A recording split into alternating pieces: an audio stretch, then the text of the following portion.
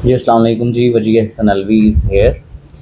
जैसा कि आप लोग जानते हैं कि इस चैनल को जब बनाया हमने तो उसका एक पर्पज़ यही था कि हम जो है ना लॉ स्टूडेंट्स के लिए जो है ना बेहतर से बेहतर चीज़ें कर सकें, उनके लिए आसानियाँ पैदा कर सकें। और अल्हम्दुलिल्लाह उसके लिए हमारी कोशिशें जारी हैं और उसमें हमने लॉ स्टूडेंट्स के लिए जो लेक्चर सीरीज़ हैं वो स्टार्ट की भी हुई हैं, जिनमें हमारी एक लेक्चर सीरीज़ ख़त्म हो गई है, सेकंड हमारी चल रही है। लेकिन उसके अलावा हमने सोचा कि क्यों ना जनरल पब्लिक जो है उसके लिए भी कुछ ना कुछ इस चैनल के थ्रू हम जो है ना बेहतर उनके लिए कर सकें, उनको कोई इन्फॉर्मेशंस प्रोवाइड कर सकें, उनको जो रोज़मर्रा की ज़िंदगी में मसाइल पेश आते हैं उनका हल निकाल सकें। तो आज हम बात करने लगे हैं वेरी फॉर्मल जो एक चीज़ है उसके बारे में। एक सोसाइटी में रहते हुए आपके साथ कहीं पे भी आप देखते हैं कि कोई ना कोई जुर्म हो जाता है, क्राइम हो जाता है। तो उसके बदले में फ़ौरी तौर पे जो पहली कोशिश होती है वो ये होती है इंसान की कि मैं जो है ना इसके रिलेटेड पुलिस स्टेशन जाऊँ और कोई ना एफ़आईआर लॉन्च करवा सकूँ एज़ सून एज़ पॉसिबल। तो आज हम सारा जो है ना एफ़आईआर के बारे में देखेंगे। इब्तदाई इत्तलाई जो रिपोर्ट होती है उसके बारे में देखेंगे कि ये कैसे दर्ज करवानी है, किन किन सूरत हाल में ये दर्ज हो सकती है और कब कब ये दर्ज नहीं हो सकती है। अगर आप पुलिस के पास जाते हैं तो आपको फ़र्स्ट ऑफ़ ऑल क्या करना है कि वो आपकी एफ़आईआर लॉन्च करें, और इन केस अगर वो आपकी एफ़आईआर लॉन्च नहीं करते हैं तो देन आपके पास क्या-क्या रेमेडीज़ हैं, क्या-क्या आपके पास फ़ोरम्स हैं जहाँ पे आप ये करवा सकते हैं अपनी एफ़आईआर, ठीक है? उनके बारे में पढ़ना है। तो इससे पहले कि हम एफ़आईआर के बारे में पढ़ें कि एफ़आईआर क्या है, सबसे पहले हमने जानना है कि जुर्म जो है, क्राइम जो है वो कितनी तरह का होता है। वैसे तो इसको देखेंगे तो ये डिफरेंट काइंड्स हैं इसकी ऑनवर्ड्स, लेकिन इस स्टेज की हद तक एफ़आईआर लॉन्च करवाने की हद तक, एफ़आईआर दर्ज करवाने की हद तक ऑफ़ेंस को हम 2 तरह से देख सकते हैं और मैं उसी हद तक रहूँगा। बाकी जब हम आगे चलते जाएँगे तो वहाँ पे जाके ऑफ़ेंस की मज़ीद काइंड्स आपको बताऊँगा। लेकिन फ़िलहाल हमने देखना है कि एफ़आईआर जब दर्ज करवानी है तो उस स्टेज पे ऑफ़ेंस को किस-किस लिहाज से देखा जाएगा। तो जब भी कोई ऑफ़ेंस होगा आप पुलिस स्टेशन जाएँगे तो देखा जाएगा कि वो ऑफ़ेंस कॉग्निज़ेबल है या नॉन कॉग्निज़ेबल है। अब कॉग्निज़ेबल का क्या मतलब है और नॉन कॉग्निज़ेबल क्या मतलब है? कॉग्निज़ेबल का मतलब होता है कि काबिल दस्तअंदाज़ी पुलिस, मतलब पुलिस जो है वो इख्तियार रखती है कि उस मामले को देख सके, उस मामले में एफ़आईआर दर्ज कर सके। लेकिन कुछ ऐसे ऑफ़ेंसेस होते हैं जो कि काबिल दस्तअंदाज़ी पुलिस नहीं होते, वो नॉन कॉग्निज़ेबल कहलाते हैं। मतलब उनमें एफ़आईआर नहीं हो सकती। उनमें फिर क्या होगा वो भी मैं अभी बताता हूँ कि उनमें क्या होगा।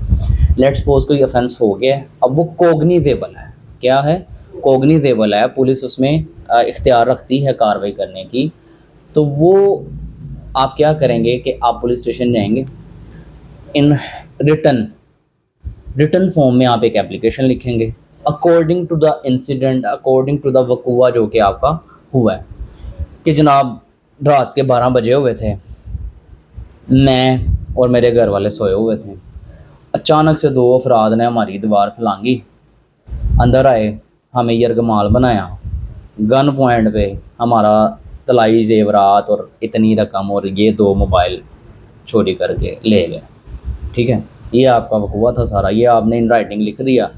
मौके पे मेरे साथ मेरे बेटे फ़लाँ ने और मेरा भाई भी मेरे साथ रहता, उसने ये वकूआ देखा। मतलब जो भी आपकी स्टोरी है और जिसने मौके पे देखा गवाहान आप डाल के वो एक प्रॉपर एप्लीकेशन लिख के आप पुलिस स्टेशन में दे देंगे।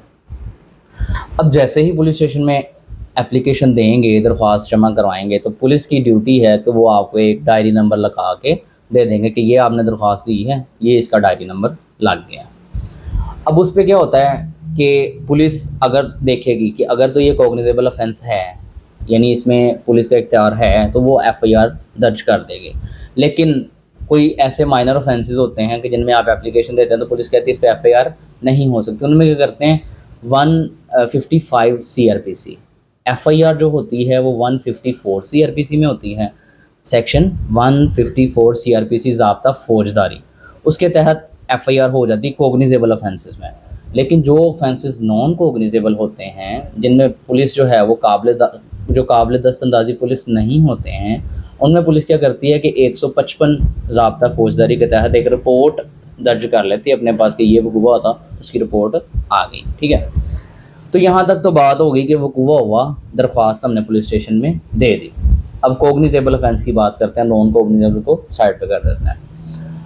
अब दरख्वास्त आपने दे दी, पुलिस की ज़िम्मेदारी है कि वो एफआईआर काटे, कोग्निजेबल ऑफेंस है, लेकिन पुलिस क्या करती है, एफआईआर दर्ज नहीं करती। देन आपको क्या करना है, क्या कर सकते हैं आप कि आप अपनी एफआईआर जो है दर्ज करवा सकें, क्योंकि आपकी एफआईआर जितनी जल्दी दर्ज होगी उतना आपका केस स्ट्रॉन्ग होगा। आपकी एफआईआर जितनी देर से दर्ज होगी उतना आपका केस वीक होता चला जाएगा।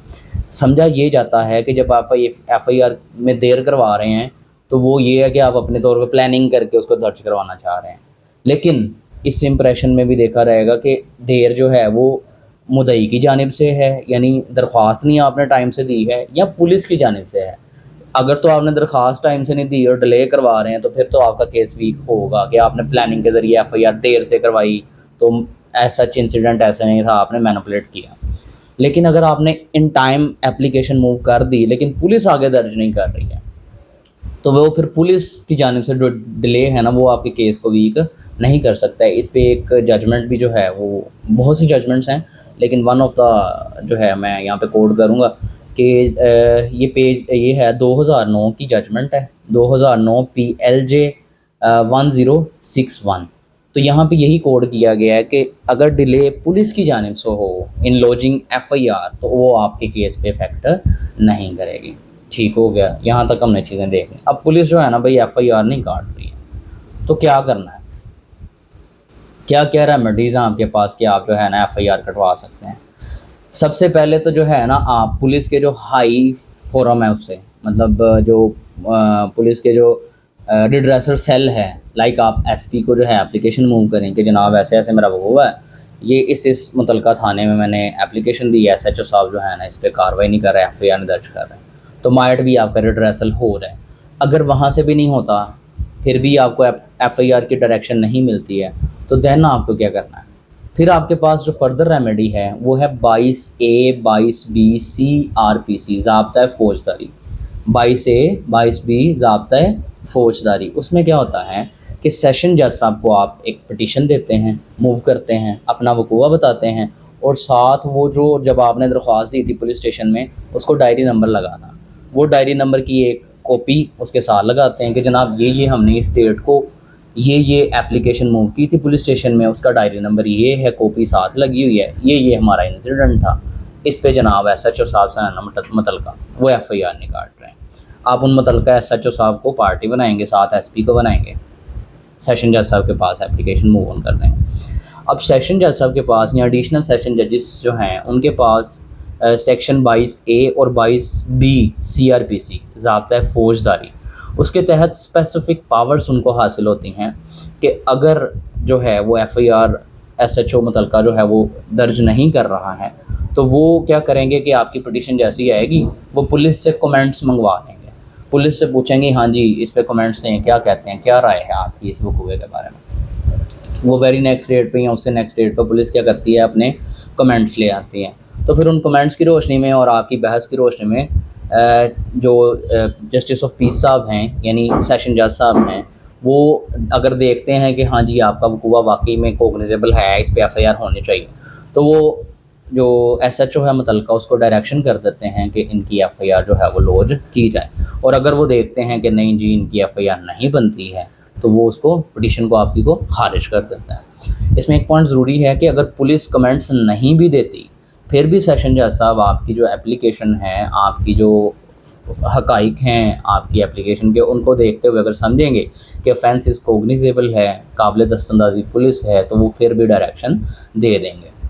अब इससे थोड़ा सा नेक्स्ट मूव ऑन करते हैं कि सेशन जज साहब ने अब डायरेक्शन दे दी कि एफआईआर जो है ना लॉन्च करें, फिर भी SHO साहब जो है ना आपसे कहते हैं रुपया 50,000 लैके आओ, लख लैके आओ, तो फिर जड़ा है ना सोचने माइनस के बारे, कोई गल नहीं डायरेक्शन आ गई है थोड़े जे साड़ी भी तो जेब गर्म करो ना।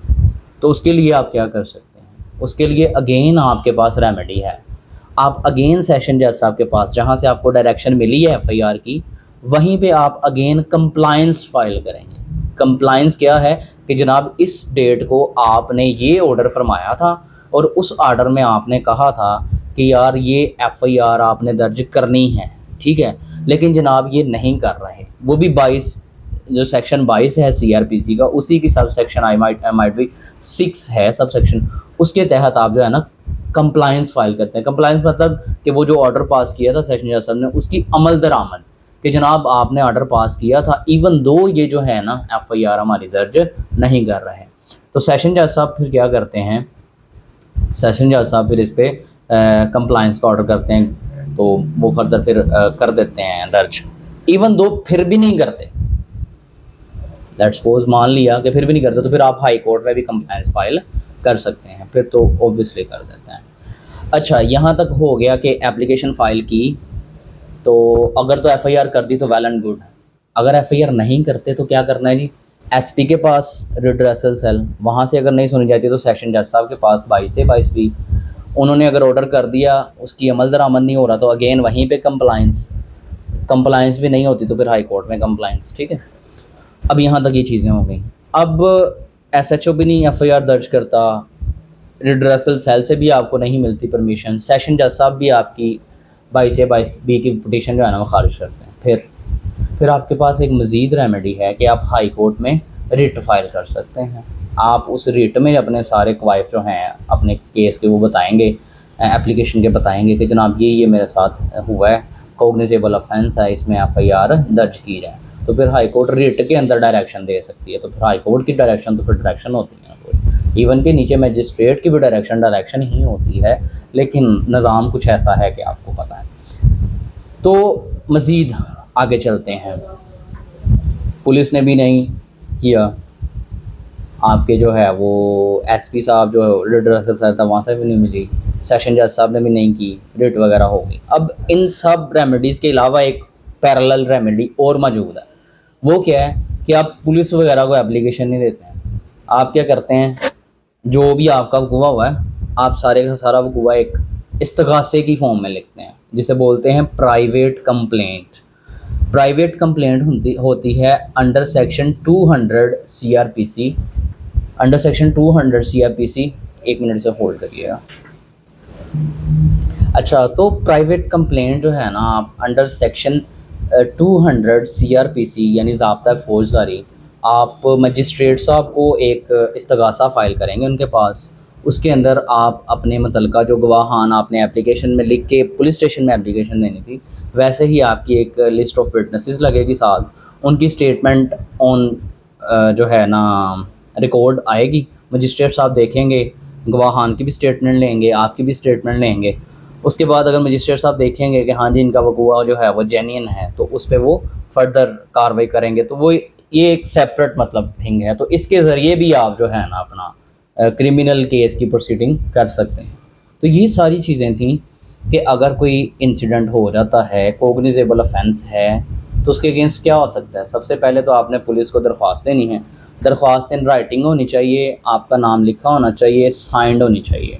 आप लिखना पढ़ना नहीं जानते तो आप अपना सारा वकूआ जाके वहाँ पे मौके पे जो फ्रंट डेस्क पे बैठा होगा या जो आपकी स्टेटमेंट रिकॉर्ड करेगा उसको लिखवानी है। वो सारी की सारी चीज़ें आपकी लिखेगा, लिखने के बाद आप वहाँ पे साइन कर देंगे कि हाँ जी मेरा वकूआ यही है। आपको वो पढ़ के भी सुनाएगा कि हाँ जी ऐसे ही है। तो उसके बाद पुलिस जो है एफआईआर नहीं काटती तो आप जाएंगे उनके रिड्रेसल सेल में एसपी साहब के पास। उनसे भी अगर डायरेक्शन नहीं आती तो आप आ जाएंगे कोर्ट्स की तरफ। सेशन जज साहब के पास आप 22 से 22B फाइल करेंगे। सेशन जज साहब कमेंट्स कॉल करेंगे, कमेंट्स आते हैं तब भी, कमेंट्स नहीं आते तब भी आपकी आर्गूमेंट सुन के अगर लगेगा कि केस कॉग्निजेबल ऑफेंस पे मेड आउट करता है तो आपका एफआईआर दर्ज करने का ऑर्डर पास हो रहेगा। अगर उनको नहीं लगता तो वो खारिज कर देंगे। अगर कंप्लाइंस नहीं हो रही उस ऑर्डर की तो आप कंप्लाइंस में आ सकते हैं सेशन जज साहब के पास। फर्दर आप हाई कोर्ट में जो है रिट फाइल कर सकते हैं। आप प्राइवेट कंप्लेंट जिसे इस्तगासा बोलते हैं आसान लफ्ज़ों में, अंडर सेक्शन 200 सीआरपीसी ज़ाब्ता फौजदारी वो कर सकते हैं। अब एक इसमें बात देख लें कि झूठी एफआईआर, शहबाज साहब ने कुछ भी नहीं किया लेकिन इन पर इल्ज़ाम लगा दिया जी शहबाज साहब आए थे, इन्होंने मेरे खब्बी टांग में फायर मारा है। तो फायर मारा हो भट्टी साहब ने, तो शहबाज साहब पे झूठी एफआईआर होगी। अब लेटर ऑन शहबाज साहब क्या कर सकते हैं, शहबाज साहब के पास रेमेडी मौजूद है कि शहबाज साहब under section 182 PPC Pakistan penal code, ठीक है, ताज़ीरात पाकिस्तान, उसके तहत जो है ना वो कार्रवाई उस बंदे के अगेंस्ट हो सकती है जो कि झूठी इन्फॉर्मेशन देता है किसी पब्लिक सर्वेंट को, जो कि वो पब्लिक सर्वेंट करेगा तो कोई ना कोई इसके अंजाम होगा। तो ये सारी चीज़ें थी जी एफआईआर से रिलेटेड। होप सो आप लोगों को समझ आई होगी। अगर तो ऑफेंस कॉग्निजेबल है, काबिल दस्तंदाजी पुलिस है, तो 154 ताज़ीरात पाकिस्तान के तहत एफआईआर दर्ज होगी। अगर ऑफेंस नॉन कॉग्निजेबल है, पुलिस जो है उसमें मुदाखलत नहीं कर सकती है, इन सेंस के काबिल दस्तंदाजी पुलिस नहीं है, तो पुलिस क्या करेगी कि उसमें एक रपट जो है ना अंडर सेक्शन 155 पाकिस्तान ताज़ीरात पाकिस्तान लिख के अपने पास रख लेगी। हाँ, उसमें अगर आप कार्रवाई चाहते हैं 155 वाली जो रिपोर्ट हुई है उसमें भी आप फिर मजिस्ट्रेट साहब के पास जा सकते हैं, उनसे कोई डायरेक्शन लेके तो इनको दे सकते हैं, तो फिर उस पर भी हो जाएगी। जज़ाकल्लाह जी। होप सो आपको इब्तदाई जो इतलाई रिपोर्ट है उसके बारे में चीज़ें समझ आ गई होंगी लिटिल बिट। इसमें कोई भी आपको एम्बिग्यूटी हो, कोई भी चीज़ समझ ना आई हो, आप कमेंट सेक्शन में पूछ सकते हैं। आपके ग्रीवेंसेस जो हैं वो हल किए रहेंगे। मज़ीद ऐसी कौन सी आपके मतलब वीडियोस चाहते हैं, किन किन पॉइंट्स पे आप क्लियरेंस चाहते हैं, वो जो भी आपके होंगे इंशाल्लाह उन पे हम वीडियोस जो है वो रिकॉर्ड करने की कोशिश करेंगे। थैंक यू जी। अस्सलाम वालेकुम। जज़ाकल्लाह।